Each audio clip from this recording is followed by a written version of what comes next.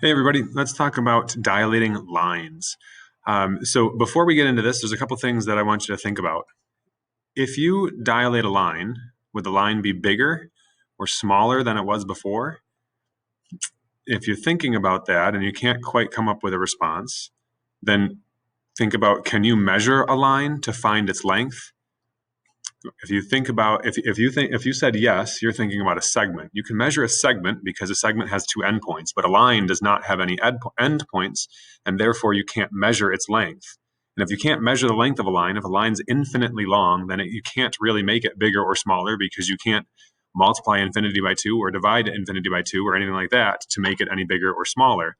And since lines have no thickness, then you can't really make a line any bigger or smaller. So just like I was talking about and emphasizing in topic 1, that doing a dilation doesn't exactly change the size of objects, it changes locations of points. And when points get further away from a center of dilation, then by default, they are going to, the shape that those points create is going to get bigger or smaller. But it's not the points themselves that are getting bigger and smaller. So when you dilate a line, the line's not going to get bigger or smaller, but the location of that line might change. Okay, and then also we saw this in lesson 1 for topic 1, that when you're dilating a line or a segment from a point, there's a couple different scenarios that can happen. One, the point or the center of dilation is not on the line. So was one of the examples that we did in topic 1, and it looked like this, that we did a dilation of the segment BC centered at point A. Notice point A is not on the segment BC. And when we created the image of segment BC, we got this B prime C prime segment, which was not the same as the segment BC. That segment is a little bit longer than BC. It moved further away from the point A, the center of dilation. So we created this brand new segment where point B prime and C prime both moved further away from the point A because of the scale factor 3/2, and they moved along the path, this ray that goes through the point A and B is where B prime is, and between A and C is where C prime is. And I mentioned that, do you notice how the image segment is parallel to the pre-image? So if the center of the dilation is not on the segment, then we get this new segment that's created that's not the same as the original. It's parallel to the pre-image segment. But on the other hand, when the center of the dilation, in this case it was the center of dilation was the point H, did sit on the segment AG, then the image A prime G prime kind of overlaps the pre-image AG. There's not a new segment that was created, not necessarily. It's just the segment was extended. See, and B prime C prime has a totally different location than BC. These lines do not overlap, where these segments do overlap.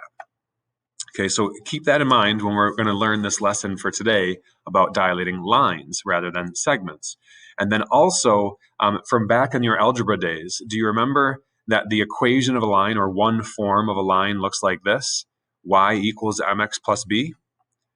There are two features that help us name any line.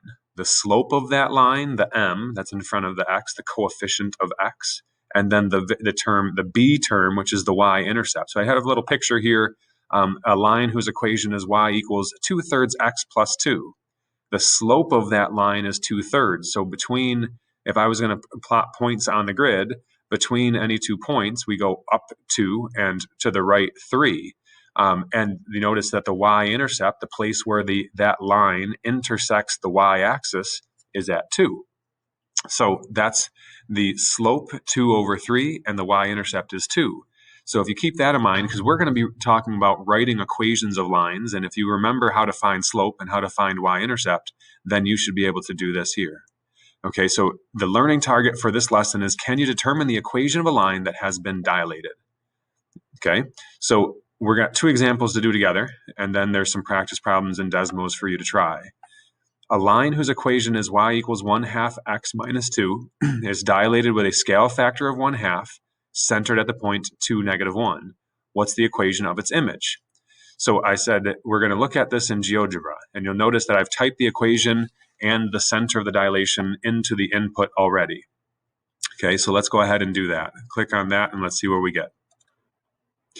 Okay, so here's the equation of that line, y equals 1/2 x minus 2. I already typed that into the first input, and I type the center of the dilation is 2, -1 into the second input. Okay, so the first thing to consider is that point sitting on the line? Well, yes, that line does go right through that point. Okay, so what of the two cases does this look like? Is this the case where the center is not on the segment? Or is this the case where the center is on the segment? Okay, so in that case, the center was on the line. The center of the dilation is sitting on the line. So when you dilate that line, nothing really should change. Okay, so let's investigate with GeoGebra. If I now say I want to do a dilation, so I'm going to look at the tools over here, and I'm going to scroll down to the transform menu and find, I need more tools. I need to get my picture out of the way. There it is. More. I want to get the tool that says dilate from point. So the object I'm going to dilate is the line that's right here. The point I'm going to dilate is that point right there. And the scale factor was 1/2. So factor 1/2. Okay. I don't see anything. I don't know. Why don't we see anything? Well, the reason you don't see anything is because the image is on top of the pre-image. See, if you look at the strokes, it says right here, the line F prime. See, here was the line F. The line F prime is exactly on this grid. Okay, it's not that we don't see it, but both of them are sitting on top of each other. That's why it doesn't look like anything just changed. So if I'm looking at my steps, I did this. Was the center of the dilation on the line? Yes. Oops. Undo. Yes. So I did the dilate from point. I did that. Write the equation of the image. Measure the slope. Determine the y-intercept. Input your picture here. All right. So if I wanted to, I could take a picture. Okay, so all I did here is I grabbed my pen tool and I recognized that the slope of this line is still the same. It's from one point on the line, I went up 1, I went to the right 2, the slope is 1/2, the y-intercept is still -2. So this right here would be the equation of the line. So I went ahead and I inputted that into my document and the equation of the image. So I'm going to also type that in right here, y equals 1/2 x minus 2.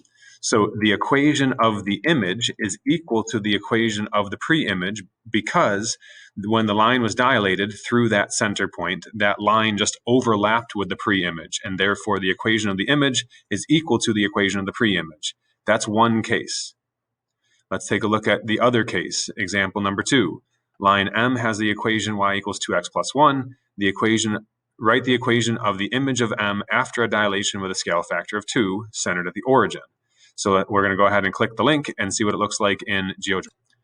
Okay, so now in GeoGebra, you see that the equation of the line y equals 2x plus 1, they call it line F here, and the origin is the point 0, 0. Notice that the center of the dilation 0, 0 is not one of the points that's on this line. So this is the other case where when I do my dilation this time, I click on my dilate from point. The object I'm going to dilate is the line. The point I'm going to dilate from is the origin. And the scale factor was 2. Now, the image is a brand new line. The image is a line that does not overlap with the original line. And you see what happened? That the new line is a line that should be parallel to the pre-image. Okay, so now what I want to do is write the equation of that line. So I'm going to use my pen tool. And remember, the equation of the line should be something like y equals mx plus b. Now, one thing to consider is if you know the slope of the pre-image, it should be the same slope as the image because parallel lines have the same slope. If you're not sure what the slope is, then check this out. We can go to the measure menu.